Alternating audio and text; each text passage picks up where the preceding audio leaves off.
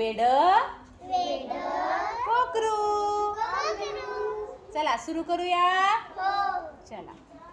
वेड कोकरू खूप थकलो, येताना घरी वाट चुकलो.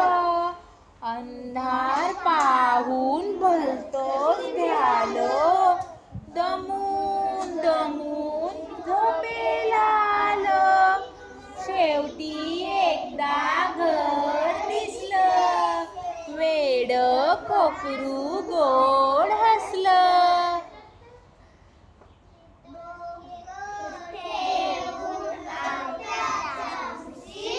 हळूच फिरलं आईच्या कुशीत, डोकं ठेवून गवताच्या कुशीत.